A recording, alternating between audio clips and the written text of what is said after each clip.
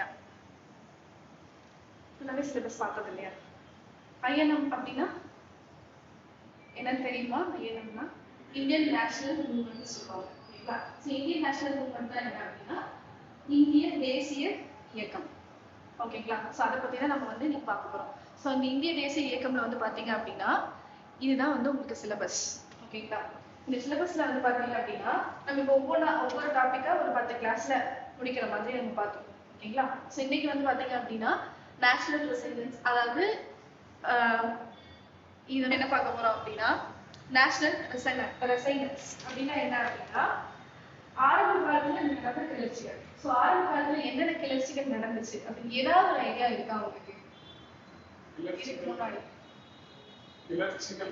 கிளர்ச்சிகள் அப்படின்னா இந்த என்ன சொல்றது, போராட்டங்கள், அது பெரிய பெரிய தலைவர்கள் அதுல ஈடுபட்டிருப்பாங்க. என்னென்ன அரசர்கள் வந்து போராட்டம் பண்ணாங்க, யாரு எந்த நாட்டை கைப்பற்றினாங்க, ஸோ அந்த மாதிரி விஷயங்கள்லாம் வரும். ஓகேங்களா? ஸோ அந்த கிளர்ச்சினா நீங்க வந்து இப்போ வந்து பாத்தீங்கன்னா வேலூர் புரட்சி இருக்கும், ஒத்துழையாமை இயக்கம் இருக்கும், சிப்பாய் கழகம் இருக்கும். ஆமா, ஸோ இந்த விஷயங்கள் எல்லாமே கிளர்ச்சிகள் தான். ஓகேங்களா? ஸோ அதை பத்தி தான் நம்ம வந்து பார்க்க போறோம். ஓகேங்களா? நெக்ஸ்ட் வந்து பாத்தீங்கன்னா early uprising against British rule. அதாவது இதுக்கு முன்னாடி அந்த பிரிட்டிஷ் ரூலை எதிர்த்து என்னென்ன வந்து முன்னாடி கிளர்ச்சிகள் இருந்துச்சோ அதை பத்தி நம்ம பார்க்க போறோம். சரி, நெக்ஸ்ட் வந்து பாத்தீங்கன்னா Indian national Congress. Indian national Congress வந்து எப்போ ஸ்டார்ட் பண்ணாங்கன்னா 1885ல ஸ்டார்ட் பண்ணாங்க. ஓகேங்களா? ஸோ அதுக்கு முன்னாடி காங்கிரஸ் இருந்த இயக்கங்கள், அதுக்கப்புறம் இருந்த இயக்கங்கள், அதை பத்தி தான் நம்ம பார்க்கணும். ஃபர்ஸ்ட் எப்படி இதை பிரிச்சு ஏன் நம்ம பார்க்க போறோம் அப்படின்னா, அதாவது நம்மளோட மகாத்மா காந்தி இருக்காரு இல்லைங்களா? அது மகாத்மா காந்தி நம்ம தமிழ்நாட்டு இந்தியாவுக்கு வந்ததுக்கு முன்னாடி, ஓகேங்களா, அந்த பார்ட் தனியாகவும் அவர் வந்ததுக்கு அப்புறம் இருக்க பார்ட் தனியாகவும் தனித்தனியா பிரிச்சு, ஓகேங்களா, அவர் வருகைக்கு முன்னாடி பின்னாடின்னு சொல்லிட்டு 2 விதமா பிரிச்சு பார்ப்போம். ஓகேங்களா? ஸோ இப்போ வந்து நம்ம என்ன பார்க்க போறோம்னா அவரோட வருகைக்கு முன்னாடி என்னென்ன விஷயங்கள் இருந்துச்சு அப்படின்னு பார்க்க போறோம். ஓகேங்களா? ஸோ அதான் வந்து என்ன பண்ணிருப்பாங்க சொல்லியிருப்பாங்க. அதே வந்து இதுல வந்து பாத்தீங்க அப்படின்னா அரசியல், அதுக்கப்புறம் வந்து சோஷியல் ரிலீஜியஸ் ரிஃபார்ம்ஸ் சொல்லுவாங்க. சோஷியோ ரிலீஜியஸ் ரிஃபார்ம்ஸ் அப்படின்னா இந்த சமூக ரீஃபார்ம்ஸ்,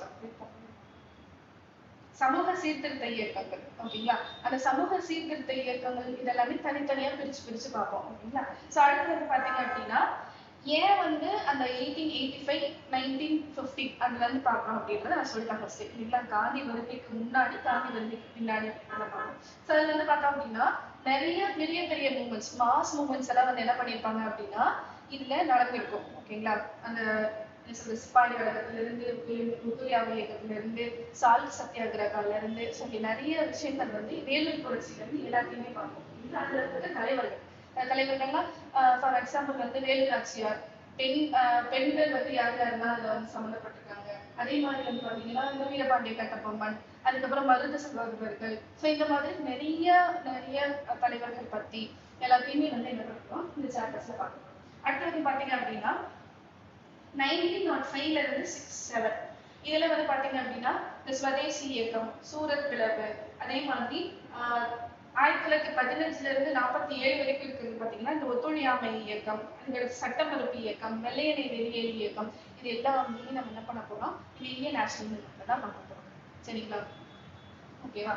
அடுத்து வந்து பாத்தீங்க அப்படின்னா இதுக்கு அடுத்து ஓகேவா 4th and 5th கிளாஸ்ல தான் நம்ம என்ன பார்க்க போறோம் அப்படின்னா அந்த Indian national Congress and freedom struggle போட்டிருப்போம் இல்லைங்களா? இது Indian national Congress and freedom struggle. ஓகேவா?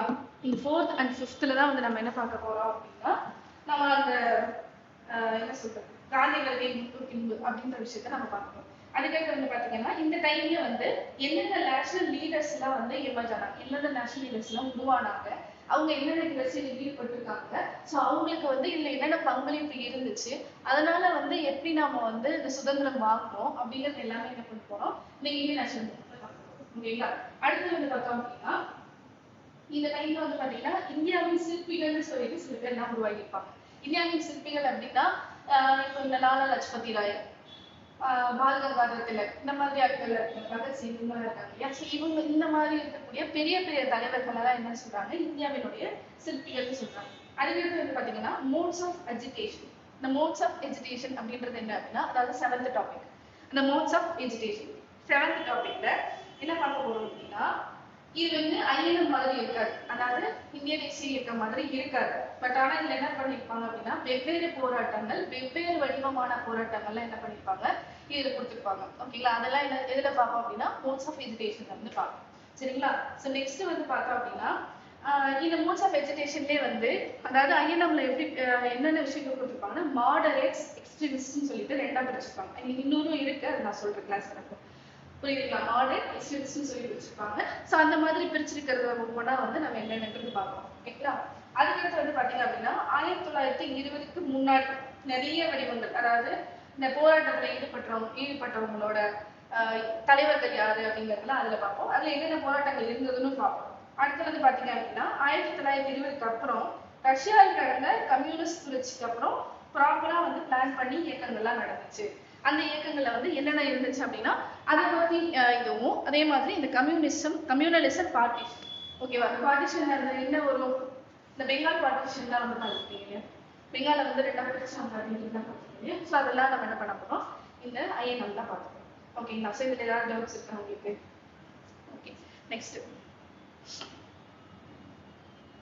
ஸோ நெக்ஸ்ட் வந்து பாத்தீங்க அப்படின்னா early uprising against the British rule, அதாவது பிரிட்டிஷ் ஆதரவுக்கு எதிராக ஆரம்ப கால எழுச்சிகள், என்னென்ன எழுச்சிகள் இருந்துச்சு அப்படின்றத என்னென்ன புக்ல பார்க்க போறோம் அப்படின்னா ஸோ 8th புக்ல பீப்புள்ஸ் ரிவோல்ட், அதாவது மக்கள் கிளர்ச்சி அப்படின்ற டாபிக்ல பார்ப்பீங்க. ஸோ 9th வந்து பாத்தீங்க அப்படின்னா anti colonial movements and British nationalism, அதாவது காலனித்துவ எதிர்ப்பு இயக்கங்கள் மற்றும் தேசியவாதத்தின் பிறப்பு. இது எல்லாமே என்ன பண்ண போறீங்க 10th புக்ல பார்க்க போறீங்க.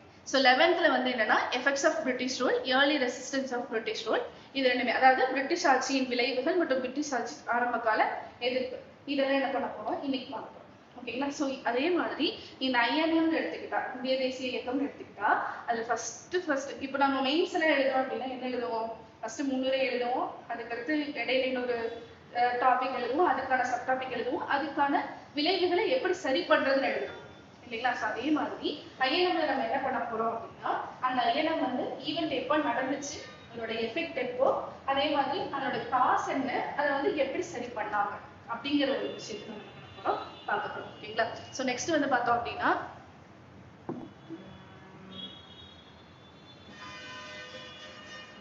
அதுக்கு முன்னாடி ஸோ அதாவது இந்தியாவில் வந்து நம்மளோட பிரிட்டிஷ் ஈஸ்ட் இந்தியா கம்பெனி எப்போ வந்தாங்க அப்படிங்கிறத நம்ம பார்க்கணும். ஓகேங்களா, ஸோ அதே மாதிரி வந்து பார்த்தீங்கன்னா ஃபர்ஸ்ட் நம்ம இந்தியாவுக்குள்ள வந்தது யாரு, ஃபர்ஸ்ட் போர்ச்சுகீஸ் தான் வந்தாங்க.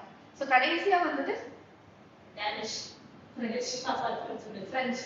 அதாவது ஃபர்ஸ்ட் நம்ம இதுக்குள்ள முதல்ல வந்து பிரெஞ்சு தான் வந்திருப்பாங்க, பிரெஞ்சு தான் வந்து ட்ரேடுக்காக வந்திருப்பாங்க. பட் ஆனால் அதை வந்து மென்ஷன் பண்ணியிருக்க மாட்டாங்க. ஓகேங்களா, ஸோ ஃபர்ஸ்ட் போர்ச்சுகீஸ் வந்திருப்பாங்க. ஸோ இது நோட் பண்ணிக்கோங்க, ஃபர்ஸ்ட் யார் வந்திருப்பாங்கன்னா போர்ச்சுகீஸ் வந்திருப்பாங்க, போர்ச்சுகீசியர்கள்னு சொல்லுவாங்க.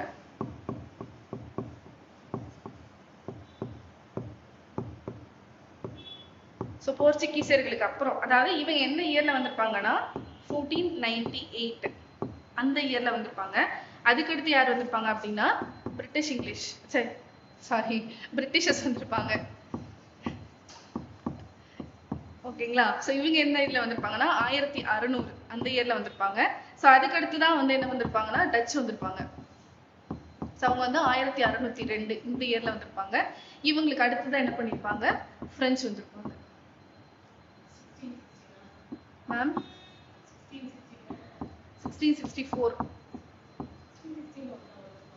ஆமா,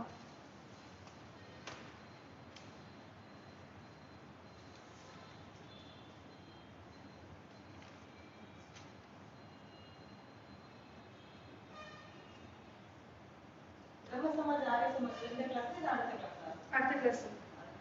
இதுல வந்து கொஞ்சம் இன்ட்ரோடக்ஷன் கொஞ்சம் தெளிவா சொன்னாதான் அடுத்து வரலாம்.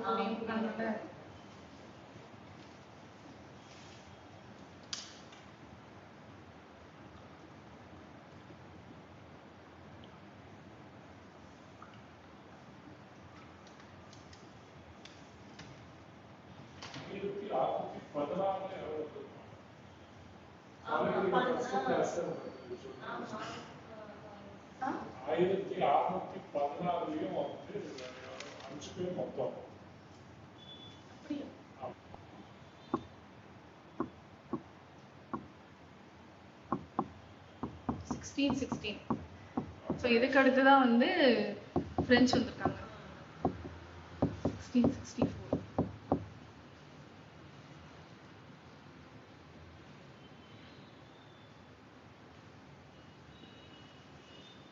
சரி, ஓகே.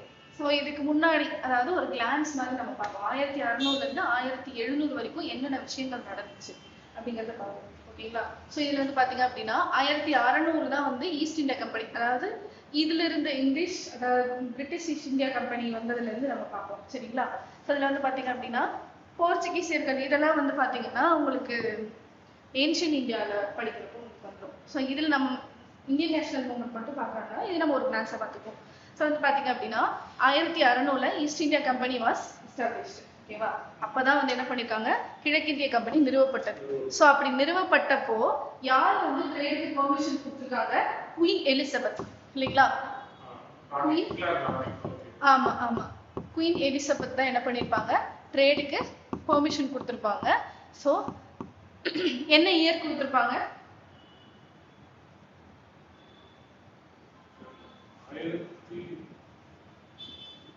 1660. ஆமா, 1760. ஸோ அவங்க தான் வந்து அந்த இது கொடுக்குறாங்க, ட்ரேடிங்க்கு ஒரு என்ன சொல்றது, பெர்மிஷன் கொடுக்குறாங்க, எக்ஸ்க்ளூசிவ் ரைட் வந்து கொடுக்குறாங்க. ஓகேங்களா? ஸோ அப்போ வந்து அது பியூர்லி ட்ரேடுக்கான ஒரு இதாக தான் வந்து அங்கே இதாச்சு. ஓகேங்களா? பியூரா ட்ரேடுக்காக மட்டும்தான் என்ன பண்ணாங்க, நம்ம இந்தியாவுக்கு வர வேண்டிய வேலைகள்லாம் அவங்க பார்த்தாங்க. அதுக்கப்புறம் தான் வந்து இங்க இருக்கக்கூடிய வளங்கள் எல்லாம் பார்த்துட்டு இங்கே செட்டில் ஆகிறதுக்கு அவங்க என்ன பண்ணாங்க, வழிவகை செஞ்சாங்க. ஓகேங்களா? ஸோ அப்போ வந்து அந்த பியூர்லி ட்ரேடிங் இருக்கிறப்போ ரெண்டு விஷயம் நடந்துச்சு. அந்த பியூர்லி ட்ரேடிங் எங்க நடந்துச்சு அப்படின்னா பீகார், பெங்கால், ஒடிசா அந்த 3 மாகாணங்களையும் நடந்துச்சு. அப்ப என்ன பண்ணாங்க, திவானின்ற ஒரு ஆக்ட் கொண்டு வந்தாங்க. அதை உங்களுக்கு மென்ஷன் பண்ணிருப்பாங்கன்னு நினைக்கிறேன். திவானின்ற ஆக்ட் என்ன அப்படின்னா என்ன மீனிங்? திவானி அப்படின்னா rights over the revenue and civil justice. ஓகேங்களா? ரெவென்யூக்கான ரைட்ஸும் சிவில் ஜஸ்டிஸ்க்காக என்ன பண்ணிருப்பாங்க, அந்த திவானின்ற ஒரு இதை கொண்டு வந்திருப்பாங்க. ஓகேங்களா? புரியுதுங்களா? இது வந்து உங்களுக்கு பாலிட்டியில் திவானின்றது இது வந்து நிறைய ப்ரீவியஸ் கொஸ்டின் பேப்பர்ஸ்ல உங்களுக்கு மென்ஷன் பண்ணியிருப்பாங்க. ஐ மீன் கேட்டிருப்பாங்க இந்த கொஸ்டின். ஓகேங்களா? பாலிட்டி ரிலேட்டடா கேட்கலாம், இல்ல ஹிஸ்டரி ரிலேட்டடா கேட்டிருக்கலாம். ஓகேங்களா? ஸோ இது மார்க் பண்ணி வச்சுக்கோங்க. ஸோ நெக்ஸ்ட் வந்து பார்த்தோம் அப்படின்னா 1909 வந்து பாத்தீங்கன்னா வில்லியம் ஹாக்கின்ஸ் அவர் என்ன பண்ணிருப்பாரு அப்படின்னா ஜஹாங்கீரோட கோர்ட்டுக்கு வந்து என்ன பண்ணிருப்பாரு, வந்திருப்பாரு. ஸோ அவர் வந்து கோர்ட்டுக்கு வரக்கூடாது அப்படின்னு சொல்லி என்ன பண்ணியிருப்பாங்க அப்படின்னா அங்க இருந்த போர்ச்சுகீசியர்ஸ் எல்லாம் என்ன பண்ணியிருப்பாங்க, அப்போஸ் பண்ணியிருப்பாங்க. ஸோ அது என்ன ஆண்டு அப்படின்னா 1609. ஸோ இதெல்லாம் மார்க் பண்ணி வச்சுக்கோங்க, உங்களுக்கு தேவைப்படும் இந்த இயர்ஸ். ஓகேங்களா? அது பேர் என்ன, காலக்கோடுன்னு சொல்லுவாங்க, டைம்லைன். ஸோ அது அந்த இதுல உங்களுக்கு ரொம்பவே தேவைப்படும். ஓகேங்களா? ஸோ நெக்ஸ்ட் வந்து பாத்தீங்க அப்படின்னா ஓகேங்களா, ஸோ 3 மாகாணங்களை கொடுத்தாங்க. அது வந்து பெங்கால், பீகார், ஒடிசா. ஸோ அதுக்கப்புறம் தான் வந்து அவங்களோட டெரிட்டோரியல் பவர்னா என்னது, இந்த பவுண்டரிஸ். அவங்க இங்கிலீஷ் ஈஸ்ட் இந்தியா கம்பெனிக்கான ஒரு பவுண்டரியை வந்து கிரியேட் பண்ணுவாங்க. ஸோ அதுக்காக நிறைய ஆக்ட்ஸ் எல்லாம் கொண்டு வந்திருப்பாங்க, regulation act, Pitt's India Act. So அந்த மாதிரி நிறைய ஆக்ட்ஸ் கொண்டு வந்திருப்பாங்க. ஓகேங்களா? ஸோ அதெல்லாம் நம்ம பின்னாடி வரப்போ பார்க்கலாம். ஸோ அதே மாதிரி 1609 என்ன பண்ணியிருப்பாரு, வில்லியம் ஹாக்கின்ஸ் அவர் என்ன பண்ணியிருப்பாரு, ஜஹாங்கீர் கோர்ட்டுக்கு வந்திருப்பாரு. அவர் வந்து போர்ச்சுகீசியர்ஸ் வந்து என்ன பண்ணியிருப்பாங்க, எதிர்த்திருப்பாங்க. ஓகேங்களா? ஸோ நெக்ஸ்ட் வந்து பாத்தீங்க அப்படின்னா 1611. ஸோ 1611 என்ன பண்ணியிருப்பாங்க அப்படின்னா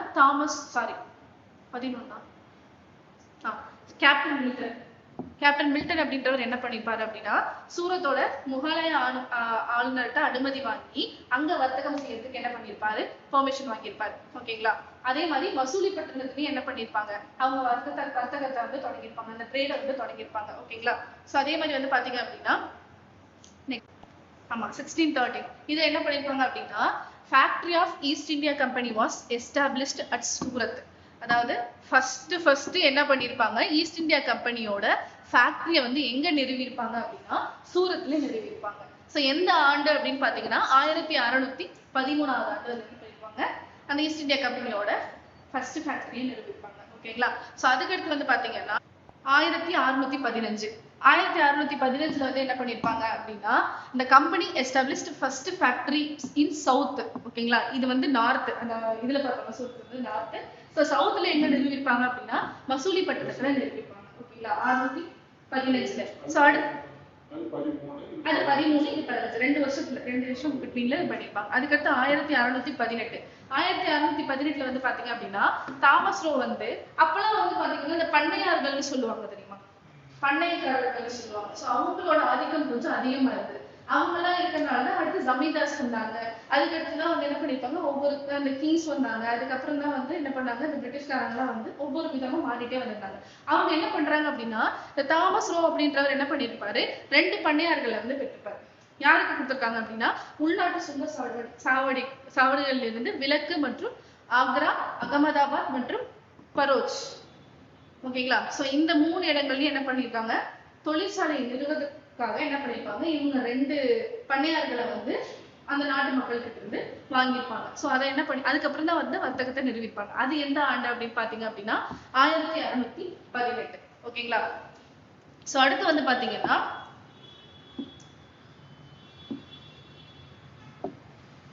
1632 1632 வந்து என்ன பண்ணிருப்பாங்க, கிழக்கிந்திய நிறுவனம் கோல்டன் சுல்தானியிடமிருந்து தங்க பண்ணையாரை பெற்றது.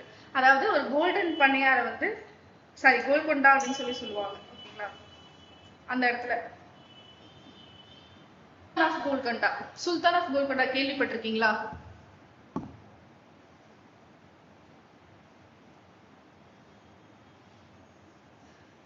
சுல்தான் ஆஃப் கோல்கொண்டா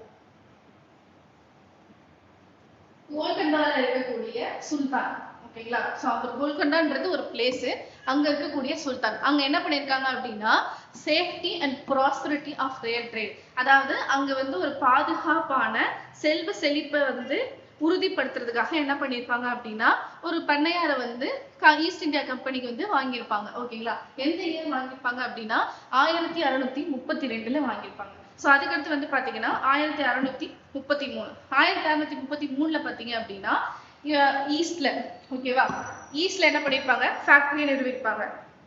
ஃபர்ஸ்ட் 1613 என்ன பண்ணிருப்பாங்க, சூரத்ல பண்ணிருப்பாங்க ஃபேக்டரி நிறுவிருப்பாங்க. 1615 எங்க ஃபேக்டரி நிறுவிருப்பாங்க, மசூலிப்பட்டினம் நிறுவிருப்பாங்க. 1633 எங்க பண்ணிருப்பாங்க அப்படின்னா ஈஸ்ட், அதாவது ஈஸ்ட்ல இருக்கக்கூடிய ஹரிஹர்பூர், அடுத்து வல்சோர், அதுக்கடுத்து ஒடிஷா, இந்த 3 இடங்கள்ல என்ன பண்ணிருப்பாங்க அவங்களோட கம்பெனியை நிறுவிருப்பாங்க. ஓகேங்களா, சோ இது வந்து நார்த், இது வந்து சவுத், இது வந்து ஈஸ்ட். ஓகேங்களா, சோ இதை ஞாபகம் வச்சுக்கோங்க. நெக்ஸ்ட் வந்து பாத்தீங்க அப்படின்னா 1639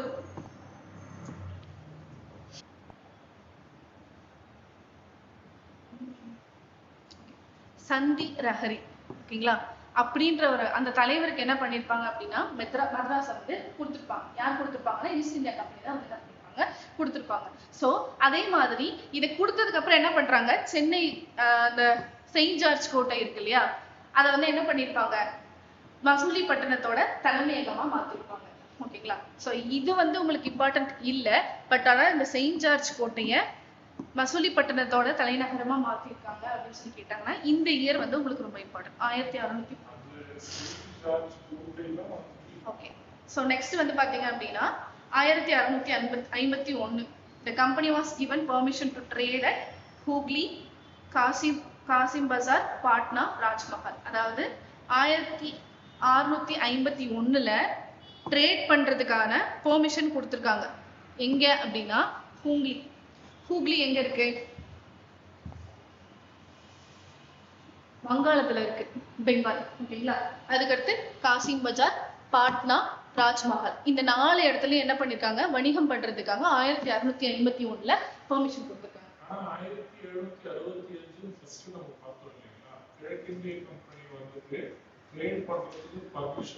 அடுத்து வந்து பாத்தீங்க அப்படின்னா 1662 பாத்தீங்கன்னா பிரிட்டிஷ் கிங் சார்லஸ் II. ஓகேங்க, இவர் என்ன பண்றாரு அப்படின்னா அதாவது திருமணம் செய்ததுக்காக அவங்க ஒரு நிமிஷம் இப்ப போர்ச்சுகீஸ் இளவரசி இருக்காங்க இல்லையா, அவங்கள வந்து திருமணம் செய்யறதுக்காக என்ன பண்ணிருக்காங்க பிராந்திய மன்னர் 2ஆம் சார்லஸுக்கு பம்பாய வரதட்சணையா கொடுத்திருக்காங்க. ஓகேங்களா, 2ஆம் சார்லஸ்க்கு. ஓகேவா, யாரு போர்ச்சுகீசிய பொண்ணை வந்து கல்யாணம் பண்றதுக்காக கொடுத்துருக்காங்க. ஸோ அதுக்கடுத்து வந்து பாத்தீங்கன்னா 1667ல Aurangzeb gave the English foreman for trade in Bengal. அதாவது பெங்கால்ல வந்து அவங்க ட்ரேட் பண்றதுக்காக என்ன பண்ணிருப்பாங்க, அந்த விவசாயிகளை வந்து என்ன பண்ணிருப்பாரு, அவங்களுக்கு வித்திருப்பாரு. ஓகேங்களா, சோ இது எப்போ அப்படின்னா 1667. அதுக்கடுத்து 1687. ஸோ 1657 என்ன பண்ணிருப்பாங்க அப்படின்னா, Bombay was made the quarters by shifting the seat of Western Presidency from Surat to Bombay. ஓகேங்களா, அதாவது என்ன பண்ணிருக்காங்க அப்படின்னா 1687ல மேற்கத்திய பிரசிடென்சியின் இருக்கையை சூரத்தில் இருந்து பாம்பேக்கு மாற்றுவதன் மூலம் பம்பாயை தலைநகரம். ஓகேங்களா, என்ன பண்ணிருக்காங்க, மேற்கத்திய பிரசிடென்சினா என்னது, மேற்கத்திய பிரசிடென்சி வெஸ்டர்ன் பிரசிடென்சி. ஓகேங்களா, வெஸ்டர்ன் பிரசிடென்சின்னு சொல்லுவாங்க. அந்த வெஸ்டர்ன் பிரசிடென்சி என்ன பண்ணிருக்காங்க, சூரத்ல இருந்து பாம்பேக்கு மாத்திட்டாங்க. பாம்பேக்கு மாத்தினதுக்கு அப்புறம் அவங்களோட தலைமையகம் என்ன பண்ணிருக்காங்க, பாம்பேவா மாத்திட்டாங்க. ஸோ அது எப்போ அப்படின்னா 1687ல மாத்திருக்காங்க. ஸோ அதுக்கடுத்து வந்து பாத்தீங்க அப்படின்னா 1691. 1691ல நிறைய இங்க நடந்திருக்கக்கூடிய சம் கான்ஃபிளிக்ஸ்னா விளைவுகள், பிரச்சனைகள். ஓகேங்களா, இங்க நடந்திருக்க கிளர்ச்சிகள், அந்த மாதிரி சில மோதல்கள் கூட சொல்லலாம். ஸோ அந்த மாதிரி இருக்கப்ப என்ன பண்ணிருக்காங்க அப்படின்னா, முகலாயர்கள் வந்து ஹூக்ளி மீது தாக்குதல் நடத்திருக்காங்க. ஹூக்ளின்ற இடத்துல என்ன பண்ணிருக்காங்க, தாக்குதல் நடத்திருக்காங்க. அதுக்கப்புறம் என்ன பண்ணிருக்காங்க அப்படின்னா, ஜாப் சார்னாக் அப்படின்றவரு 1691ல சூடனுத்திக்கு திரும்ப வருவதற்காக முகலாயர்கள் என்ன பண்ணிருக்காங்க, பேச்சுவார்த்தை நடத்திருக்காங்க. சூரத்னு படிச்சிட்டேன். ஓகே, சூடனுட்டி. ஓகேங்களா, 1691ல திரும்பி வர்றதுக்காக என்ன பண்ணிருக்காங்க, இது பண்ணிருக்காங்க. ஸோ அதுக்கப்புறம் வந்து பாத்தீங்க அப்படின்னா,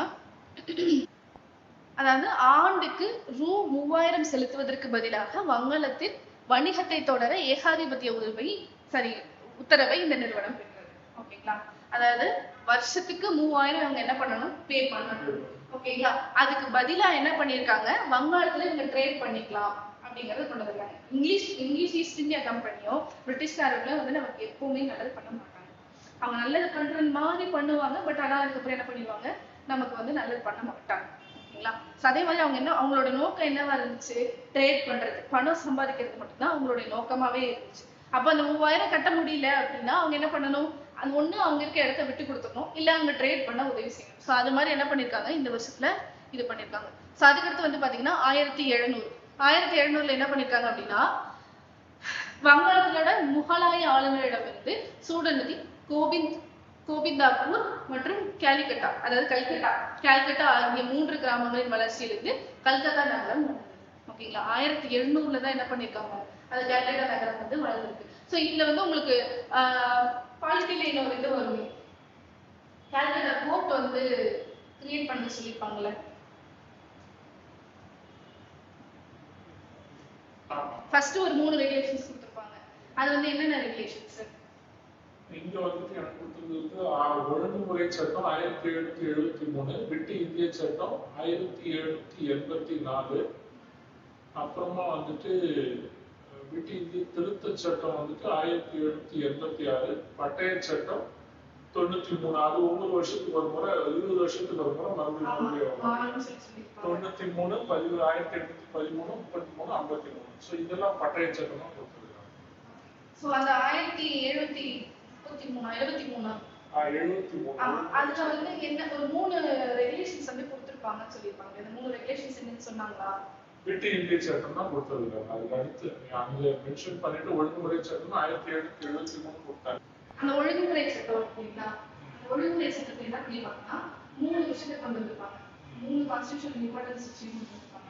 அது என்ன அப்படின்னு பாத்தீங்கன்னா, பிரிட்டிஷ் கவர்மெண்ட் வந்து அந்த ஈஸ்ட் இந்தியா கம்பெனி இருக்குங்க, அதாவது ஈஸ்ட் இந்தியா கம்பெனின்றது வேற, கிழக்கு இந்திய கம்பெனின்றது வேற, பிரிட்டிஷ் அப்படின்றவங்க வேற. ஓகேங்களா, ஸோ என்ன பண்ணிருப்பாங்கன்னா, அந்த பிரிட்டிஷ் வந்து ஈஸ்ட் இந்தியா கம்பெனியோட மொத்த அவங்களோட கண்ட்ரோலையும் எடுத்துக்கணும் அப்படிங்கறத வந்து அவங்களோட நோக்கமா இருந்துச்சு. ஸோ அதனால என்ன பண்ணிருப்பாங்கன்னா, it was the first step taken by British government to control and regulate the affairs of East India Company. அதாவது ஈஸ்ட் இந்தியா கம்பெனியோட அந்த அட்மினிஸ்ட்ரேஷனையும் அவங்களுடைய என்ன சொல்றது இந்த பழக்க வழக்கங்கள் அவங்களோட ட்ரேட் இதெல்லாம் இருக்கு இல்லையா அது எல்லாத்தையுமே கண்ட்ரோல் பண்றதுக்கும் அதை ஒழுங்குமுறைப்படுத்துறதையும் வந்து என்ன பண்ணிருப்பாங்க பிரிட்டிஷ் வந்து என்ன பண்ணிருப்பாங்க கையில் எடுத்துப்பாங்க ஃபர்ஸ்ட் பாயிண்ட். செகண்ட் பாயிண்ட் என்ன பண்ணிருப்பாங்க அப்படின்னா அவங்க first political and administrative function of the கம்பெனியை வந்து என்ன பண்ணிருப்பாங்க ரெகக்னைஸ் பண்ணிருப்பாங்க. ஓகேங்களா? அது வரைக்குமே இந்த கிழக்கிந்திய கம்பெனியோட அட்மினிஸ்ட்ரேஷன் பொலிட்டிக்கல் விஷயத்தை வந்து ரெகக்னைஸ் பண்ணிருக்க மாட்டாங்க. அந்த ரெகுலேட்டிங் ஆக்ட் ஒழுங்குமுறை சட்டம் பண்ணதுக்கு அப்புறம் தான் என்ன பண்ணுவாங்க இது எல்லாத்தையுமே வந்து ரெகக்னைஸ் பண்ணி அதுக்கு என்ன முடிவு எடுக்கலாம் அப்படின்றத பண்ணிருப்பாங்க. ஸோ தேர்ட் பாயிண்ட் என்ன கொடுத்துருப்பாங்க அப்படின்னா அந்த ஈஸ்ட் இந்தியா கம்பெனியோ எல்லாத்தையுமே என்ன பண்ணிருப்பாங்க சென்ட்ரலைஸ் பண்ணிருப்பாங்க. ஓகேங்களா? எல்லாத்தையுமே அதாவது ஒரே ஒரு இடத்துல வந்து இது பண்ற மாதிரி மொத்தமாவே சென்ட்ரலைஸ் பண்ணிருப்பாங்க. ஓகேங்களா? ஸோ அதுக்கப்புறம் அதோட ஃபீச்சர்ஸ் வந்து கொடுத்துருப்பாங்க. அப்பதான் வந்து உங்களுக்கு என்ன பண்ணிருப்பாங்க இந்த governor general of Bengal governor of Bengal governor general of பெங்காலா மாத்திருப்பாங்க. So first governor general of Bengal யாரு?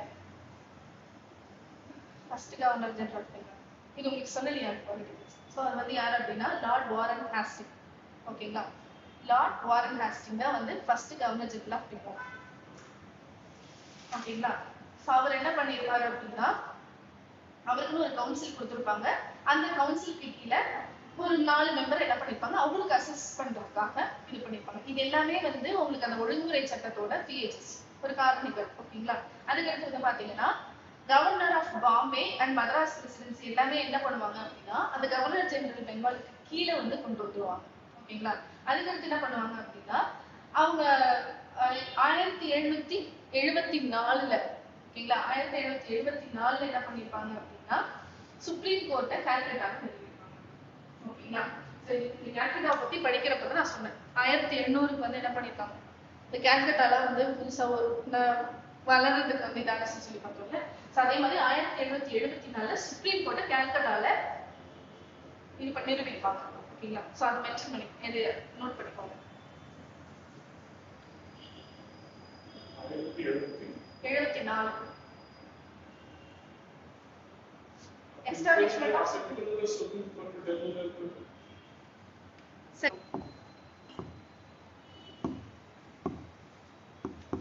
Indian national movement. ஸோ இதை நம்ம எப்படி பார்ப்போம் அப்படின்னா இது ஃபர்ஸ்ட் இதை வாங்க மேம். ஸோ இந்த இந்தியன் மூவ்மெண்ட் வந்து பார்த்தீங்க அப்படின்னா இதனோட ஈவெண்ட் என்னென்ன கிளர்ச்சிகள் நடந்தது, அதுக்கடுத்து அதனோட காசஸ் என்ன,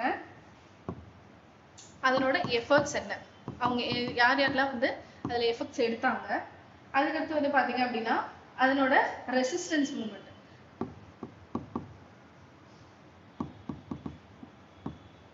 ரெசிஸ்டன்ஸ் மூவ்மெண்ட் அப்படின்னா என்னன்னா எதிர்ப்பு இயக்கம். அதுக்கு யாரெல்லாம் வந்து எதிர்ப்பு தெரிவிச்சாங்க இது எல்லாத்தையும் வந்து என்ன பண்ண போறோம் பார்க்க போறோம்.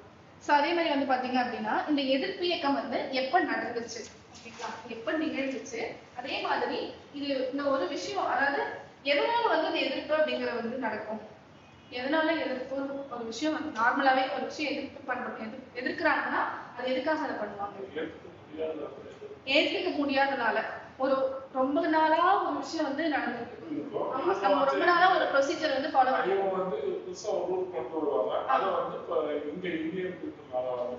அக்செப்ட் பண்ணிக்க முடியாதனால என்ன பண்ணுவாங்க அவங்க எதிர்ப்பை வந்து தெரிவிக்கிறாங்க. ஓகேங்களா? ஸோ அதே மாதிரி வந்து பாத்தீங்க அப்படின்னா எக்கனாமிலையும் வந்து ஒரு சேம் கண்டிஷன் நிலவிட்டு இருக்கும். என்ன சேம் கண்டிஷன் நிலவிட்டு இருக்கும்னா விவசாயிகள் என்ன பண்ணுவாங்க அவங்க விவசாயம் பண்ணுவாங்க, அது அவங்களுக்கு ஏற்ற மாதிரி பண்டமாற்று முறையில என்ன பண்ணிப்பாங்க மாத்திப்பாங்க. இல்ல வந்து அதுக்கு சில பொருட்கள் அதாவது எப்படி ஃபர்ஸ்ட் வாணிபம் பண்ணி கொடுப்பாங்க அப்படின்னா நம்ம இந்தியால 50% ஆஃப் பணம் தான் வந்து என்ன பண்ணுவாங்க கொடுப்பாங்க, மீதி 50% என்ன பண்ணுவாங்கன்னா பொருளா கொடுத்துருவாங்க.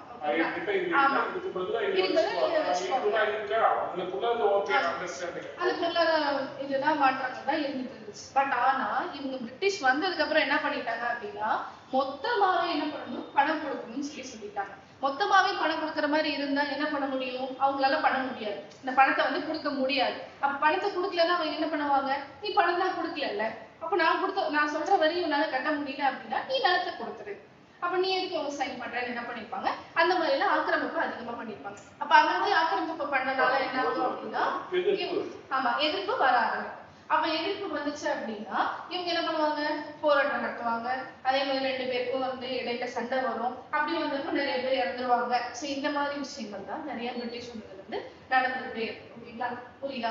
சோ அதுக்கடுத்து வந்து பாத்தீங்க அப்படின்னா இங்க வந்து இது வந்து எக்கனாமிக் ரிலேட்டடா, ஓகேங்களா. சோ அதே மாதிரி இந்த எக்கனாமிக் ரிலேட்டட் என்ன பண்ணிருப்பாங்க, மஹல்வாரி ரயத்வாரி அப்படின்னு சொல்லிட்டு இந்த வரி விதிப்பு கொடுத்திருப்பாங்க. மஹல்வாரி ரயத்வாரினா என்னன்றது தெரியுமா? ரயத்வாரி சிஸ்டம், மஹல்வாரி சிஸ்டம்ன்றதா கேள்விப்பட்டிருப்பீங்க இல்லையா? வரி விதிப்பு சிஸ்டம், இல்ல வரி விதிக்கிறது. ஓகேங்களா, மஹல்வாரி வரி நம்ம பின்னாடி வரப்போ நம்ம பார்க்கலாம். அதெல்லாம் நம்ம ஃபுல்லா எக்ஸ்பிளைன் பண்ணுவோம். ஓகேங்களா. சோ இந்த மஹல்வாரி ரயத்வாரி என்ன பண்ணிருப்பாங்க, இது பண்ணிருப்பாங்க. அதுக்கப்புறம் பொலிட்டிக்கல் லெவல்ல இவங்க என்னென்ன இது பண்ணிருப்பாங்க அப்படின்னா, என்னென்ன பிரச்சனை இப்ப கொடுத்திருப்பாங்க அப்படின்னு பார்த்தோம் அப்படின்னா, இப்போ ஒரு ராஜா இருக்காரு அப்படின்னா அந்த ராஜா வந்து ராஜா கூட என்ன பண்ணுவாங்க, இவங்க சண்டை போடுவாங்க. ஃபர்ஸ்ட் என்ன பண்ணுவாங்க, நீ வந்து என்னோட கவர்மெண்ட்டுக்கு இவ்வளவு வரி கொடுக்கணும், இவ்வளவு வந்து ஒருவேளை இந்த கேஸ் வந்து கேரளா எடுத்துட்டு வச்சுக்கோங்களேன். கேரளால என்ன ஸ்பீசிஸ் வந்து ரொம்ப ஸ்பெஷலா இருக்கு, ஸ்பைசஸ் ஸ்பைசஸ், அந்த இந்த மிளகு, கிராம்பு, இந்த மாதிரி விஷயங்கள்லாம் கேரளா ஃபார் எக்ஸாம்பிள் இருக்குன்னு வச்சுக்கோங்களேன். அப்ப இவங்களுக்கு பிரிட்டிஷ்காரங்களுக்கு அந்த மிளகு, கிராம்பு எல்லாம் வந்து ரொம்ப முக்கியமா தேவைப்படுதுன்னா அவங்க என்ன பண்ணுவாங்க, அதை வந்து போர் தொடுப்பாங்க இல்லையா. அப்ப போர் தொடுத்து என்ன பண்ணுவாங்க, ஃபர்ஸ்ட் வந்து ஒரு அறிக்கை மாதிரி கொடுப்பான், எனக்கு வந்து நீ இவ்வளவு கொடுத்துடணும், இவ்வளவு வரி கொடுத்துடணும், இதோட இவ்வளவு பொருள் கொடுத்துடணும்னு சொல்லுவான். ஆனா அவன் என்ன பண்ணுவான், அவன் நாட்டுல இருக்கக்கூடிய அந்த வறட்சி பஞ்சம் காரணமா என்ன பண்ணிடுவான், அந்த பொருள் என்னால கொடுக்க முடியாது, என்னால இவ்வளவுதான் கொடுக்க முடியும், இதை நீ வாங்கிக்கிறதா வாங்கிக்கோ அப்படின்னு சொல்லி அவனும் ஒரு அறிக்கை கொடுப்பான். ஆனா அவன் என்ன பண்ணுவான், பிரிட்டிஷ்காரன் தேவைக்கு அதிகமா தான் கேட்பான். அப்ப தேவைக்கு அதிகமா கேட்டாலும் என்ன பண்ணுவாங்க, 2 நாட்டுக்கும் போர் விடுக்கும் இல்லையா. இதுதான் நடக்கும். அப்படி நடந்துச்சு அப்படின்னா இவங்க என்ன பண்ணுவாங்க, அந்த பிரிட்டிஷ்காரர்கள் அந்த நாட்டை என்ன பண்ணிடுவாங்க, கைப்பற்றிடுவாங்க. அந்த அந்த மன்னரை தோற்கடிச்சு என்ன பண்ணிடுவாங்க, கைப்பற்றிடுவாங்க. அதே மாதிரி அந்த மன்னரை கைப்பற்றுறது மட்டும் இல்லாம அவங்க என்ன பண்ணுவாங்க, ஒரு பொம்மையா ட்ரீட் பண்ணுவாங்க. அதாவது அவங்களுக்கு ஒரு அடிமையா, பப்பட்னு சொல்லுவாங்க ஓகேங்களா, அந்த மாதிரி ட்ரீட் பண்ணுவாங்க. இன்கேஸ் வந்து அதுல யாராவது ஒரு மன்னர், இப்போ நம்ம தமிழ்நாட்டுல வந்து ஏடிஎம்கே டிஎம்கே இருக்காங்க இல்லையா, அவங்க 2 பேருமே வந்து பிரிட்டிஷ் ஆட்சி செஞ்சுட்டு இருக்காங்க அப்படின்னா இதுல ஒருத்தர் வந்து அவங்களுக்கு சப்போர்ட்டா இருக்காங்க. இப்ப டிஎம்கே வந்து அவங்களுக்கு சப்போர்ட்டா இருக்காங்க அப்படின்னா அந்த டிஎம்கே என்ன பண்ணுவான், அவன் வந்து ஒரு என்ன சொல்றது, ஒரு கம்யூனிகேஷன் இதா மாத்திப்பான். அவனுக்கு ஒரு அடிமையா வச்சுட்டு ஒரு பப்பட், ஒரு பொம்மையா வந்து என்ன, நீ வேணா ஆண்டுக்கோ, ஆனா வந்து நான் சட்டம் இயற்றுதெல்லாம் நான் தான் பண்ணுவேன், நீ அங்க வந்து சும்மா ஒரு பொருளா வந்து இருந்துக்கோ அப்படின்ற மாதிரி. நம்ம பிரசிடென்ட் பிரைம் மினிஸ்டர் மாதிரி. தமிழ்நாடும் எப்படி இருக்கணும்னு நினைக்கிறதோ அது எல்லாமே வந்து நீ வந்து ஏடிஎம்கே பீரியடா இருக்கும்போது நீ எல்லாமே பண்ணிக்கோ. அந்த மாதிரி விஷயங்கள் என்ன பண்ணிருப்பாங்க, பொலிட்டிக்கல் லெவல்ல மாற்றங்கள். அதுக்கடுத்து பாத்தீங்க அப்படின்னா அந்த விவசாயம் பார்த்துட்டோம் இல்லையா, விவசாயத்துல அதிகமா பாதிக்கப்பட்டது விவசாயம். பாலிடிக்ஸ்ல அதிகமா பாதிக்கப்பட்டது அந்த குறு சிறு நில அந்த மன்னர்கள் வந்து என்ன பண்ணாங்க, பாதிக்கப்பட்டாங்க. அதுக்கடுத்து வந்து பாத்தீங்கன்னா சோசியல் கண்டிஷன். சோசியல் கண்டிஷன்னா தொடர்ச்சியான சமூகம். இப்ப நம்மளோட இதுலாம் வந்து பாத்தீங்க அப்படின்னா ஒரு கம்யூனிட்டி இருக்குன்னா அந்த கம்யூனிட்டி அப்பத்துல இருந்தே ஒரே இதையே ஃபாலோ பண்ணிட்டு வருவாங்க. இதே வந்து பாத்தீங்க அப்படின்னா எகிப்தியன், பெர்ஷியன், இந்த 2 நாட்டுல என்ன பண்ணிருப்பாங்கன்னா அவங்க ஃபர்ஸ்ட் இந்த சொசைட்டியே வந்து இப்ப ஃபாலோ பண்ணாங்க. அவங்க மாறிட்டாங்க, அவங்கவுங்க இதுக்கு ஏற்ற மாதிரி அவங்களோட நடைமுறைக்கு ஏற்ற மாதிரி என்ன பண்ணிட்டாங்க, மாறிட்டாங்க. சோ அந்த மாதிரி விஷயங்கள், அதாவது என்ன பண்ணுவாங்கன்னா சில பேர்லாம் வந்து பாத்தீங்கன்னா அந்த என்ன சொல்றது, ஃபார் எக்ஸாம்பிள் வந்து இந்த ஹிந்து மதத்துல இருந்து சாமி கும்பிட்டு இருப்பாங்க இல்லையா. ஆனா இவங்க என்ன பண்ணுவாங்க, இந்த கிறிஸ்டியானிட்டியை என்ன பண்ணுவாங்க, புகுத்துவாங்க இல்லையா. அப்ப அந்த கிறிஸ்டியானிட்டியை புகுத்துறப்ப அவங்க என்ன பண்ணுவாங்க, எங்களுக்கு அது பிடிக்கல அப்படின்னு சொல்லிட்டு அவங்களும் எதிர்ப்பு தெரிவிப்பாங்க இல்லையா. சோ அதே மாதிரி இந்த விஷயங்கள் என்ன பண்ணுவாங்க, அதுவும் வந்து அந்த சோசியல் ரிஃபார்ம்ஸ்ல ஒரு விஷயமா ஒரு பகுதியா வந்து வரும் ஓகேங்களா. அதே மாதிரி அப்ரஷன் அப்படின்னா அடக்குது. இவங்க என்ன பண்ணுவாங்க, எல்லாத்தையுமே அடக்குவாங்க. எல்லாருமே வந்து எங்க கட்டுப்பாட்டுக்குள்ளதான் வரணும் அப்படின்னு சொல்லி என்ன பண்ணுவாங்க, அடக்குவாங்க. சோ அந்த மாதிரி அடக்குறப்போ எங்களுக்கு அந்த மாற்றம் வேணாம்னு சொல்லி என்ன பண்ணுவாங்க, நம்ம இந்தியர்கள் வந்து மறுபடியும் அவங்களுக்கு அப்போஸ் பண்ணுவாங்க. சோ இது எல்லாமே வந்து பாத்தீங்கன்னா இந்த பிரிட்டிஷ் வந்ததுக்கு அப்புறம் தான் எல்லாமே நடக்கும் ஓகேங்களா. அதுக்கடுத்து இதோட விளைவு ஓவராலா என்ன பண்ணுவாங்க, இந்தியால என்னென்ன விளைவுகள் வந்துச்சு ஓவராலா, அந்த விவசாயிகளுக்கான விளைவு ஒண்ணு வந்துச்சு. அதுக்கடுத்து சோசியல் ரீஃபார்ம்ஸ் ஒண்ணு, அதுக்கடுத்து இந்த பொலிட்டிக்கல் லெவல்ல பிரச்சனைகள் இருந்துச்சு. அதுக்கடுத்து என்ன வந்துச்சு? இந்த மதத்தை வந்து மாத்துறாங்க. ஆமா, அது வந்துச்சு. அந்த மாதிரி வந்து வரி விதிக்கிறதுலாம் வந்துச்சு. அதுக்கடுத்து இதெல்லாம் வந்து மேஜரான ஒரு எஃபெக்ட்ஸ் ஓகேங்களா. இது எல்லாமே வந்து மேஜரா நடக்கக்கூடிய ஒரு விஷயம். அதுக்கடுத்து வந்து பாத்தீங்க அப்படின்னா இன்டர்நேஷனல் முன்னாடி ஓகேங்களா, இதுக்கு முன்னாடி வந்து என்ன பண்ணாங்க அப்படின்னா இந்த மாதிரி ஒரு ஐடியாவே இல்லை. யாருக்கு இந்தியர்களுக்கு வந்து அவங்க கிட்ட வந்து நீங்க இவ்வளவு இது பண்ணாலும் சொல்றது ஓரளவுக்கு சரி ஓகே அட்ஜஸ்ட் பண்ணுவோம், பார்த்துப்போம், போர் தொடுத்தாலும் நம்ம அதை வந்து கரெக்டா மெயின்டைன் பண்ணிப்போம் அப்படின்ற ஒரு மைண்ட் செட் தான் இருந்துட்டாங்க.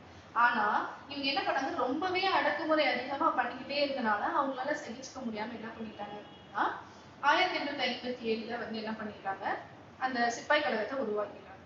அதுக்கு முன்னாடி வந்து பாத்தீங்கன்னா இவங்க சண்டை போட வேண்டாம், சரி ஓரளவுக்கு நம்ம தேவையானதை கொடுத்துருவோம், அவங்க கேட்கறத கொடுத்துருவோம், அவங்களுக்கு சண்டை வேண்டான்ற ஒரு மைண்ட் செட் தான் இருந்திருக்காங்க. ஆனா இவங்க ரொம்பவே ப்ரெஷர் பண்ணனால இவங்க கொடுக்குறாங்கன்னு சொல்லிட்டு அவங்க என்ன பண்ணிட்டாங்க, மறுபடியும் தலைக்கு மேல ஏறி உட்காந்து மறுபடியும் ப்ராப்ளம் பண்ண ஆரம்பிச்சனால அந்த 1857 என்ன பண்ணுவாங்க, கிளர்ச்சியை ஏற்படுவாங்க.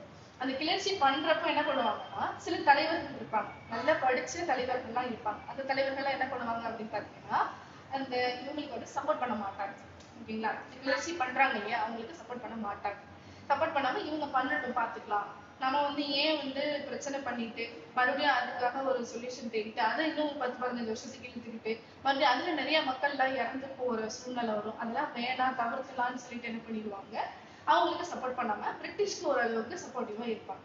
பிரிட்டிஷ் என்ன பண்ணுவாங்கன்னா நாங்க உங்களுக்கு இந்த விஷயங்கள்லாம் பண்ணித்தரோம், இன்கேஸ் இப்போ இந்த வரி விதிப்பெல்லாம் வந்து விளக்குறோம் அப்படின்ற மாதிரி சில விஷயங்கள்லாம் சொல்லியிருப்பாங்க. அப்ப சொல்றப்ப அவங்க என்ன பண்றாங்கன்னா அதை நம்பிட்டு என்ன பண்ணிடுவாங்க, சரின்னு ஒத்துப்பாங்க. ஆனா அந்த பிரிட்டிஷ் எப்பவுமே என்ன பண்ணுவாங்க, அவங்க சொன்ன வார்த்தையை நிறைவேற்றவே மாட்டாங்க. ஓகேங்களா, இப்ப இருக்க காலகட்டத்துல நம்ம கவர்மெண்ட் என்ன பண்றாங்க, ஒரு ஸ்கீமை கொடுத்துட்டு அதை நிறைவேற்றாம போயிடுறாங்க இல்லையா. எலெக்ஷன் வரப்ப மட்டும்தான் நாங்க அதை நிறைவேற்றுவோம்னு சொல்லுவாங்க, அதுக்கப்புறம் அதை நிறைவேற்றவே மாட்டாங்க. அதனால அதே மாதிரி இவங்க என்ன பண்ணிருக்காங்க அப்படின்னா பிரிட்டிஷ் வந்து நாங்க சொல்றோம் ஆனா அதுல செய்ய மாட்டோம் அப்படின்ற ஒரு மைண்ட் செட்டை தான் அவங்க ஓகே சொல்லியிருப்பாங்க. அது என்ன ஆச்சு அப்படின்னா அந்த 1857 சிப்பாய் கழகத்துக்கு அப்புறமா அந்த தலைவர்கள் என்ன பண்ணிட்டாங்க, அதையும் ரியலைஸ் பண்ணிட்டாங்க. அதுக்கு சப்போர்ட் பண்ணாத தலைவர்கள் என்ன பண்ணிட்டாங்க, ரியலைஸ் பண்ணிட்டாங்க. அதுக்கப்புறமா அந்த கிளர்ச்சிக்கு அப்புறமா என்ன பண்ண ஆரம்பிச்சாங்க, இவங்களும் வந்து சப்போர்ட் பண்ண ஆரம்பிச்சாங்க. இவங்களும் சப்போர்ட் பண்ணி திரும்ப என்னென்ன வந்து எஃபெக்டிவான விஷயங்களை கொண்டு வரலான்றத பார்த்துட்டு இவங்க எல்லாரும் போராட்டத்துல இருக்கு. ஓகேங்களா, அது எல்லாமே வந்து என்ன பண்ணலாம், இந்த எஃபெக்ட்ன்ற ஒரு விஷயத்துல பார்க்கலாம். ஓகேங்களா, நம்மள எஃபெக்ட்ன்ற ஒரு விஷயத்துல பார்க்கலாம். அதுக்கப்புறம் வந்து பாத்தீங்க அப்படின்னா அந்த 1857 கிளர்ச்சிக்கு அப்புறம் பகதூர் ஷா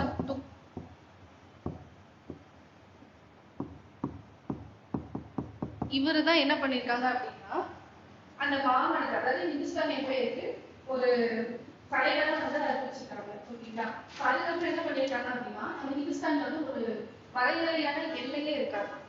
ஓகேங்களா, இந்துஸ்தான் வந்து பார்த்துருப்பீங்க, பழைய மேப் எல்லாம் பார்த்துருப்பீங்க அப்படின்னா பாகிஸ்தானும் நம்ம கூட தான் இருக்கும், ஆப்கானிஸ்தானும் நம்ம கூட தான் இருக்கும், இந்த சைடு வந்து சின்ன நாடுகள் பங்களாதேஷ்ல நம்ம கூட தான் இருக்கும், ஸ்ரீலங்கா கூட ரொம்ப நாள் கழிச்சுதான் நம்ம நாட்டுல இருந்து விலகி போயிடுச்சு, சில அந்த இயற்கை மாற்றங்களாலதான் விலகி போயிடுச்சு இல்லையா.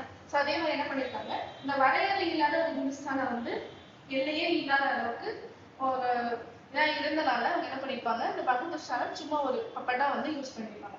அதுக்கு என்ன பண்ணிருக்காங்க அப்படின்னு பாத்தீங்கன்னா நேபாள் வெஸ்ட் பெங்கால் இருக்கக்கூடிய சில மாகாணங்களோட அசாமோட சில பகுதி மாகாணங்களும் என்ன பண்ணிருப்பாரு, இவர் தான் அனுப்பிப்பாரு.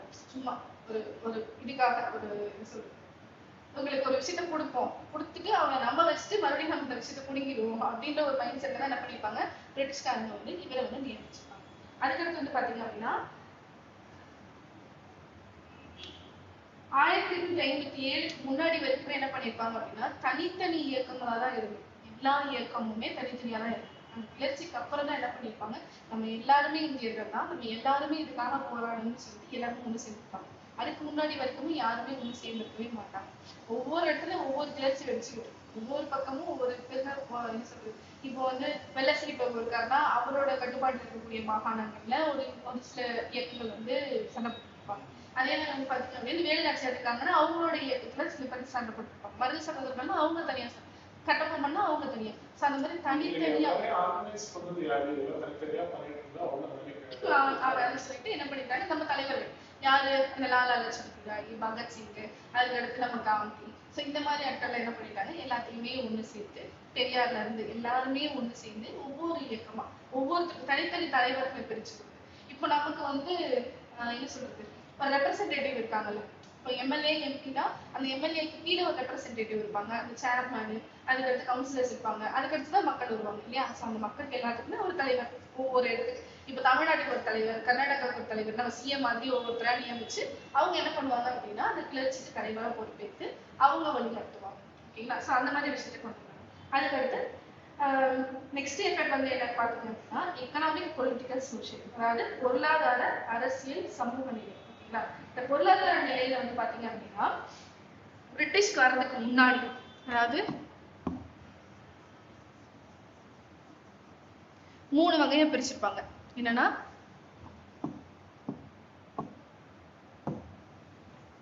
பொருளாதாரம், எக்கனாமிக் பொலிட்டிக்கல் சோஷியல்.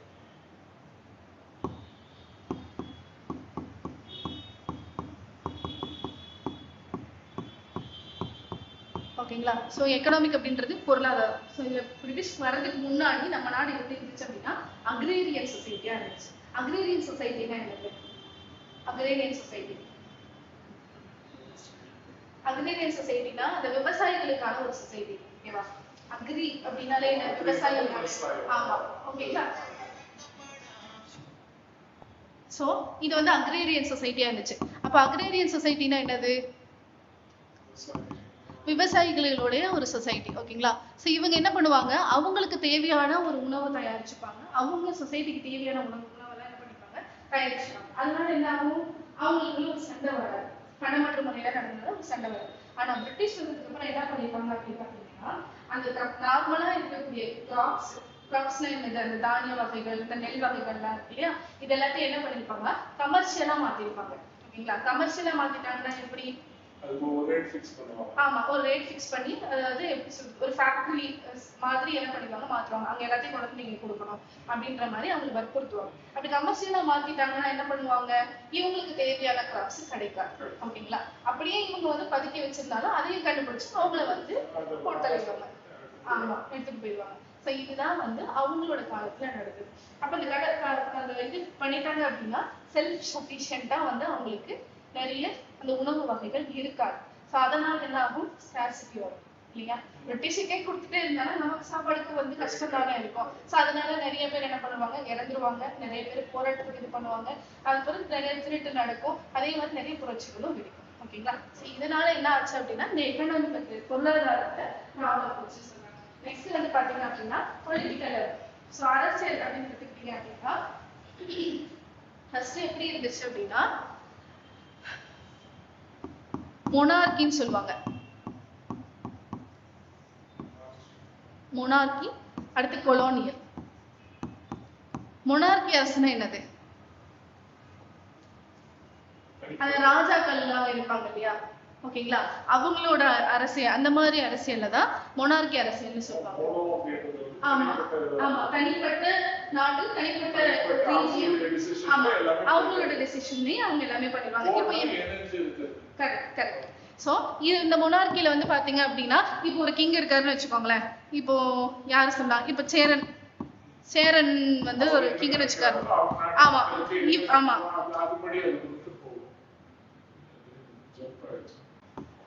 ஓகே சரி. இந்த மொனார்கில சேரனோ சோழனோ யாராவது ஒரு மன்னர். ஓகேங்களா. சேரன் ஆர் சோழன், இல்ல பாண்டியன் கூட வச்சுக்கோங்க. ஓகேங்களா. ஏதோ ஒரு மன்னர். ஆமா, இந்த இதுல ஏதாவது ஒரு அரசர், ஒரு கிங் இருக்காருன்னு வச்சுக்கோங்களேன். இந்த கிங் கொடுக்கறதா வந்து ரூல் இல்லையா. ஆமா முடியாது. சோ இதுதான் வந்து மொனார்கில பண்ணுவாங்க. அதே மாதிரி இவங்களோட பொலிட்டிக்கல் லெவல் எப்படி இருக்கும்னா கிங்னா கிங்கோட சன்னு தான் வந்து என்ன பண்ணுவாங்க, அடுத்த தலைமை தாங்குவாங்க. சோ அவரோட சன்னு தான் வந்து என்ன பண்ணுவாங்க, அடுத்த ஆட்சிக்கு வருவாங்க. இவங்க குடும்பத்துல இப்ப குடும்ப அரசியல் அதே மாதிரி என்ன பண்ணுவாங்க, அந்த காலத்துல மொனார்கி இருந்துச்சு. இப்ப நம்ம பண்றது மொனார்கி தான், அது வந்து இன்டைரக்டா. ஓகேங்களா. அந்த மாதிரி என்ன பண்றாங்க, மொனார்கி பண்ணிட்டு இருக்காங்க. சோ அடுத்து வந்து கொலோனியல்ல காலனித்துவம்னு சொல்லுவாங்க. காலனித்துவம் தமிழ்ல. இதுல என்ன பண்ணிருக்காங்க காலனித்துவம்ல?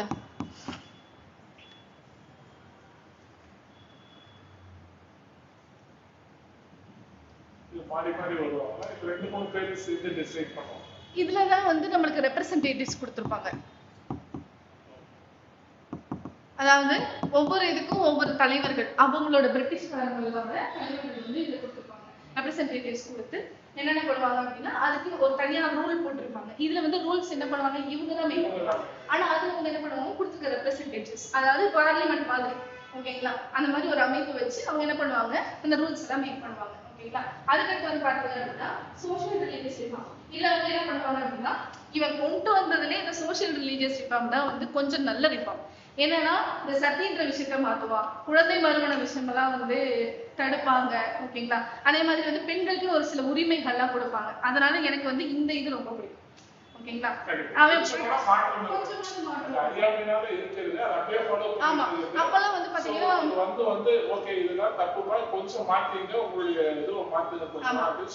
என்னதான் அடிமைத்தனம் பண்ணாலுமே இப்ப வந்து பாத்தீங்கன்னா கண்டிப்பா இப்ப அவன் கொடுத்த அந்த சென்ட் ஜார்ஜ் கோட்டை, அதே மாதிரி அவன் நிறைய கட்டின நிறைய நல்லதா நல்லது பண்ணிருக்காங்க. ஓகேங்களா. சோ அதே மாதிரி இவங்க நிறைய நல்ல விஷயங்களும் பண்ணிருக்காங்க. ஆனா எப்பவுமே வந்து பண்ணதுக்கு அப்புறம் அதே மாதிரி இதெல்லாமே நம்ம என்ன பண்ண போறோம், இதுல பார்க்க போறோம். ஓகேங்களா. அதுக்கு வந்து பார்த்தோம் அப்படின்னா ஓகே நெக்ஸ்ட் வந்து British East India Company policy. ஓகேங்களா. ஃபர்ஸ்ட் பிரிட்டிஷ் கவர்மெண்ட் வந்து என்ன பண்ணுவாங்க, நம்ம இதுக்கு வர மாட்டாங்க. ஓகேவா. அதாவது எதுக்காக வருவாங்க, ட்ரேடுக்காக மட்டும்தான் வருவாங்க. ஃபர்ஸ்ட் வந்து ட்ரேடுக்காக மட்டும்தான் வருவாங்க. அதுக்கடுத்து தான் நம்ம அந்த ஸ்லைட் பார்த்தோம் இல்லையா, 1609ஆம் ஆண்டு வந்து வில்லியம் ஹாக்கின்ஸ் வந்து அந்த ஜஹாங்கீர் கோர்ட்டுக்கு வந்தாரு.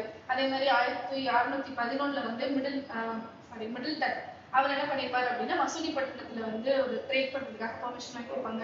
1613 வந்து ஃபேக்டரி எஸ்டாப்ளிஷ் பண்ணிருப்பாங்க. ஸோ மொத்தம் 3 ஃபேக்டரி எஸ்டாப்ளிஷ் பண்ணிருப்பாங்க. அதுல 3 மென்ஷன் பண்ணிருப்பாங்க. 1613, 1615, 1633.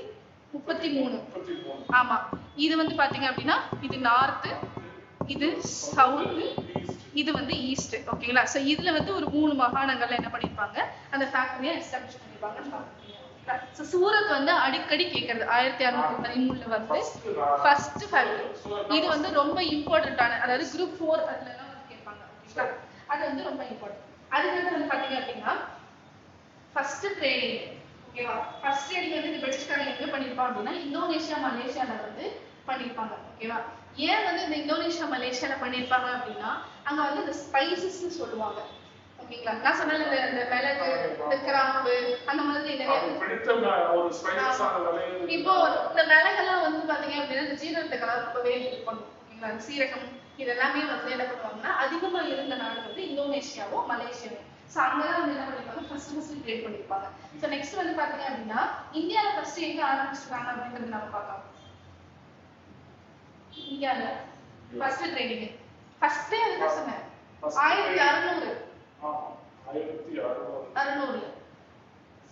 அப்பதானே வந்திருப்பாங்க. 1600 தான் அச்சு வந்திருக்காங்க. ஆமா. சோ அதே மாதிரி நம்ம இன்னொரு இது பார்த்தோம் இல்லையா,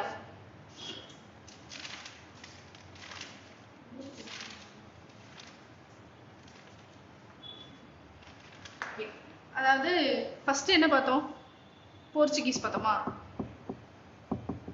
போர்ச்சுகீஸ், அதுக்கடுத்து பிரிட்டிஷ்,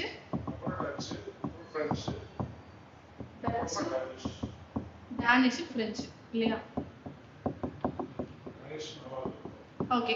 இப்போ என்ன பண்ணுவாங்க அப்படின்னா இந்த போர்ச்சுகீசியர்கள் வந்து போயிடுவாங்க. அந்த அவங்க பேர் என்ன இதுக்கு முன்னாடி, ஓகேவா, அந்த இதுல வந்து இவங்க என்ன பண்ணிடுவாங்க, போயிடுவாங்க. ஸோ அதுக்கடுத்து பிரிட்டிஷ், டச்சு, டேனிஷ், பிரெஞ்சு. ஓகேவா. இவங்க எல்லாத்துலயுமே ரொம்ப பெரிய படை, ஆர்மி, அதுக்கடுத்து வந்து நிறைய அது என்ன சொல்றது பலமான ஒரு இது வந்து யாருக்கு இருந்துச்சு அப்படின்னா பிரிட்டிஷ்க்கு தான் இருந்துச்சு. ஸோ அதிகமா சண்டை வந்து யாருக்கு வரும் பார்த்தீங்கன்னா பிரிட்டிஷும் பிரெஞ்சுக்கும் தான் சண்டை வரும். இப்போ என்ன ஆயிட்டு இருக்கு, யாருக்கு சண்டை வந்துகிட்டு இருக்கு, இப்போ வந்து வார் நடந்துகிட்டு இருக்கு ஈரானுக்கும் யூஎஸ் ஆமா யூஎஸ் தலைமையில நடந்துட்டு இருக்கு. அதே மாதிரி இப்ப என்ன பண்ணிப்பாங்க அப்படின்னா அங்கே வந்து சண்டை அதிகமா போயிட்டு அதே இவங்களே வந்து பிரிட்டிஷ்கார வந்து போர்ச்சுகீசியர் கூடயோ இல்ல வந்து டச் கூடயோ இல்ல டேனிஷ் கூடயோ சண்டை போட்டோம்னா பிரிட்டிஷ் வந்து ஈஸியா வின் பண்ணிடுவாங்க. ஓகேங்களா, அவங்க வந்து சரி போங்கடாங்க எங்களை எடுத்துக்கங்கடா அப்படின்னு அவங்களே கொடுத்துருவாங்க. ஆனா வந்து பாத்தீங்கன்னா பிரெஞ்சுக்கார வரவே இல்லை, அவங்களும் சேர்ந்து சண்டை போடுவாங்க. ஓகேங்களா, பயங்கரமா சண்டை வந்து யாருக்குன்னா அவங்க 2 பேருக்கு அதிகமா. அதே மாதிரி வந்து பாத்தீங்க அப்படின்னா ஏன் பிரிட்டிஷ் வந்து வின் பண்றாங்க, ஈஸியா வந்து டச்சை தோற்கடிச்சுவாங்க. ஏன் டச்சை தோற்கடிச்சுவாங்க அப்படின்னா அவங்களுக்கு வந்து நான் சொன்ன மாதிரி தேவையான படைபலம் ஆயுத பலம்லாம் அதிகமா இருக்காது. அதனால என்ன பண்ணிடுவாங்க அப்படின்னா அவங்கள தோற்கடிச்சுவாங்க. அதுக்கடுத்து வந்து பாத்தீங்க அப்படின்னா இந்த பிரிட்டிஷ் வந்து என்ன பண்ணுவாங்கன்னா வின் பண்ணிடுவாங்க. ஏன் வின் பண்றாங்கன்னா அது வந்து பிரைவேட் கம்பெனி. ஓகேவா, இப்ப பிரெஞ்சுக்கும் பிரிட்டிஷ்க்கும் வந்து நம்ம என்ன பண்றோம், ஒரு வார் கொடுக்கணும்னு வச்சுக்கோங்களேன். இதுல வந்து பாத்தீங்கன்னா பிரெஞ்சு வந்து என்னன்னா ஒரு கவர்மெண்ட் கம்பெனி, பிரிட்டிஷ் வந்து என்னன்னா பிரைவேட் கம்பெனி.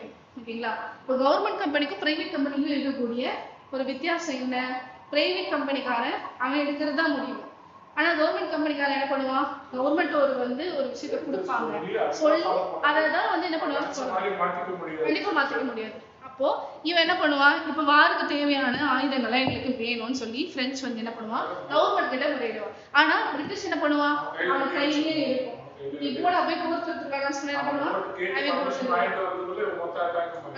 அதனால இது வந்து இந்த பிரெஞ்சுக்கு ஒரு ரொம்ப டிராபேக்கா இருந்துச்சு. அதனால என்ன பண்ணாங்க அப்படின்னா ஈஸியா அவங்களே வந்து இது பண்ண முடிஞ்சுச்சு. ஓகேங்களா, அதுக்கு கர்நாடிக் வார்லாம் வந்து பார்த்தோம் அப்படின்னா ஜஸ்ட் இதெல்லாம் வந்து ஒரு இன்ட்ரோடக்ஷன், ஒரு ஃபுல் ஓவர்வியூ மாதிரி தான் நம்ம பார்த்துட்டு இருக்கோம். இதுக்கு அடுத்துதான் நம்ம ரசிக்கிறோம். கர்நாடிக் வார் வந்து பாத்தீங்கன்னா 1763 நடக்கும். ஓகேங்களா, அந்த கர்நாடிக் வார்ல என்ன பண்ணோம் அப்படின்னா அரசியல் சூழ்நிலையை நம்மளும் மாற்றுவோம். ஓகேங்களா, சோ அது ஏன் அப்படின்னா அந்த 1763 வரைக்குமே பிரெஞ்சு என்ன பண்ணுவாங்க நம்ம நாட்டுல இருப்பாங்க. சோ அதே மாதிரி 1763ல பிரிட்டிஷ்காரன் என்ன பண்ணிடுவான், பிரெஞ்சை தோக்கடிச்சுவான். தோக்கடிச்சுட்டு என்ன பண்ணிடுவான், அவன் வந்து சரி போன்னு சொல்லிட்டு அவனும் விட்டுருவான். அதுக்கு அடுத்து கொஞ்ச நாள் கழிச்சு என்ன பண்ணுவாங்க, மறுபடியும் பிரெஞ்சு வந்து நம்ம இந்தியாவுக்குள்ள வருவாங்க. சோ அது நம்ம பின்னாடி வரப்ப பார்ப்போம். ஓகேங்களா, அதுக்கடுத்து வந்து பாத்தீங்க அப்படின்னா அந்த இப்ப என்ன பிரெஞ்சு வந்து தோற்கடிக்கிற டைம்ல ரொம்ப ஃபேமஸா இருந்தது, ரொம்ப வந்து பவர்ஃபுல்லான ஒரு ஆள் யாரு அப்படின்னு பாத்தீங்கன்னா திப்பு சுல்தான். ஓகேங்களா, திப்பு சுல்தான்ன்றவர் என்ன பண்ணிப்பாரு, ரொம்ப பவர்ஃபுல்லா இருப்பாரு. அதாவது அந்த 1760 காலகட்டங்கள்ல திப்பு சுல்தான் ரொம்ப பவர்ஃபுல்லா இருப்பாரு. அவர் இறந்ததுக்கு அப்புறம் என்ன பண்ணிடுவாங்க, அவர் இறந்துட்டாங்கன்னா இப்ப இதுதான் வந்து திப்பு சுல்தானோட ஒரு பிரசிடென்சின்னு வச்சுக்கோங்களேன். இதுல சுத்தி வந்து சில குறுநில மன்னர்கள்லாம் இருப்பாங்க இல்லையா, அவங்க எல்லாருமே இந்த திப்பு சுல்தானோட கண்ட்ரோல்ல தானே இருப்பாங்க. அப்ப என்ன பண்ணுவாங்கன்னா இவரும் இறந்துட்டாரு அப்படின்னா இந்த மன்னர்கள்லாம் என்ன பண்ணுவாங்க, அவங்களோட அட்மினிஸ்ட்ரேஷன் எல்லாத்தையும் வந்து அவங்களே பொறுப்பேற்றுப்பாங்க. இப்ப இவரே இறந்துட்டாரு, அப்ப நான் என்னோட நாட்டை நான் பாத்துக்கிறேன், அதனோட எல்லாமே தனித்தனியா செயல்பட ஆரம்பிச்சிட்டாங்க. அப்போ இவங்க எல்லாமே தனித்தனியா பிரிஞ்சுட்டாங்க அப்படின்னா பிரிட்டிஷ்காரனுக்கு என்ன, இந்த திப்பு சுல்தானோட ஏரியாவுக்கு வர்றதுக்கு ஈஸியா உள்ள முடியும். ஆமா, இந்த மாதிரி இருக்கப்போதான் வந்து இந்த மாதிரி இவனுங்க உள்ள போனதுனால பிரிட்டிஷ் உள்ள போனதுனால என்ன வரும், battle of Plassey, battle of பக்சர்னு சொல்லுவாங்க. சோ அந்த விஷயங்கள்லாம் வரும். ஆமா, பக்சர் போர்ல 1757ல வந்து பாத்தீங்கன்னா பேட்டில் ஆஃப் பிளாசி, 1764ல பக்சர். சோ அப்ப வந்து என்ன பண்ணுவாங்க, இந்த பெங்கால் பிரசிடென்சி வந்து என்ன பண்ணுவாங்க, ஈஸ்ட் இந்தியா கீழே வரும்.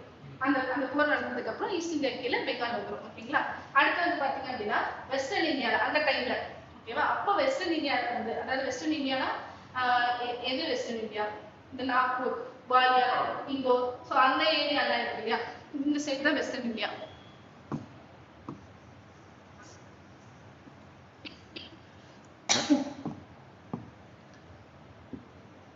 சோ இந்த சைடு தானே வெஸ்டர்ன் இந்தியா. சோ இந்த வெஸ்டர்ன் இந்தியால இருக்கக்கூடிய இந்த நாக்பூர், குவாலியர் இதெல்லாம் என்ன பண்ணிடுவாங்க அப்படின்னா 1817ல இருந்து 1819 வரைக்கும் அந்த ஆங்கிலோ மராத்தா வார்னு ஒண்ணு நடக்கும்.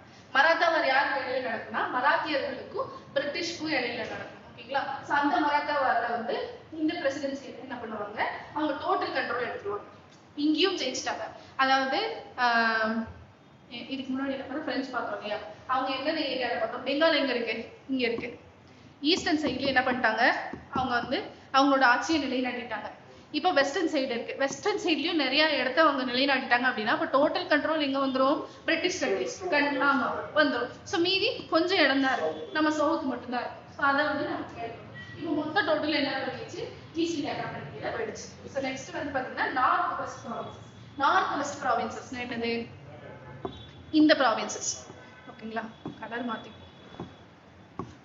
இந்த ப்ராவின்சஸ். அப்ப நார்த் வெஸ்ட் ப்ராவின்சஸ்ல என்னென்ன வரும்? இந்த இடத்துல இருக்கு. சோ இந்த இடத்துல தானே இந்த பஞ்சாப், சிந்து இந்த ஏரியாலாம் இருக்கு. சோ நார்த் ஈஸ்ட் ப்ராவின்சஸ்ல என்ன பண்ணிடுவாங்க? அவங்களோட இது நிலைநாட்டிடுவாங்க. அப்ப இங்க நடந்த போர் வந்து என்ன சொல்லுவாங்கன்னா செகண்ட் சீக் வார், அதாவது சீக் வார்னு சொல்லுவாங்க, ஆங்கிலோ சீக் வார்னு சொல்லுவாங்க. ஃபர்ஸ்ட் அந்த சைடு நடக்குது சுல்தான், அந்த சுல்தானுக்கு இடையில நடந்தவாறு. அதுக்கடுத்து இது வந்து மராத்தா வாரு. அதுக்கடுத்து இதை வந்து என்னன்னு சொல்லுவாங்க? சீக் வார்னு சொல்லுவாங்க, ஆங்கிலோ சீக் வார்னு சொல்லுவாங்க. அதாவது ஆங்கிலேயர்களுக்கும் ஆங்கிலோ இந்தியன்ஸுக்கும் அவங்களுக்கும் இவங்களுக்கும் சீக்ஸ்க்கும் நடந்த வார்னு சொல்றாங்க. ஓகேவா? அதே மாதிரி ரெண்டாவது சீக் வார்ல, ஆங்கிலோ ரெண்டாவது சீக் வார்ல என்ன பண்ணிடுவாங்க அப்படின்னா அந்த சிந்து பஞ்சாபோட மொத்த கண்ட்ரோல் என்ன பண்ணிடுவாங்க? பிரிட்டிஷ்க்கு வரும்.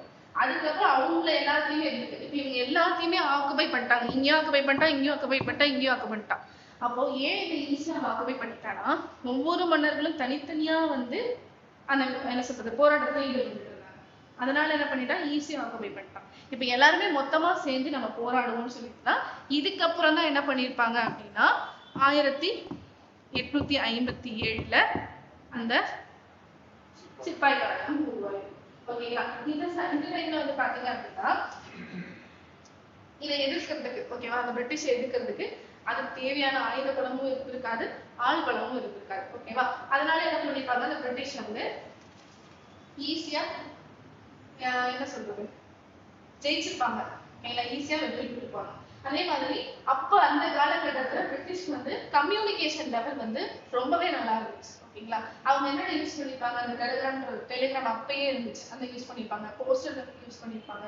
அதுக்கடுத்து வந்து பாத்தீங்க அப்படின்னா ஒரு நல்ல கம்யூனிகேஷன் லெவல் அவங்களுக்குள்ள இருந்தனால எப்படின்னா இப்போ ஆர்மி, ரயில்வேஸ் இது எல்லாமே வந்து அவங்களுக்கு கம்யூனிகேஷன் லெவல் அதிகமா தான் இருக்கும். ஓகேங்களா?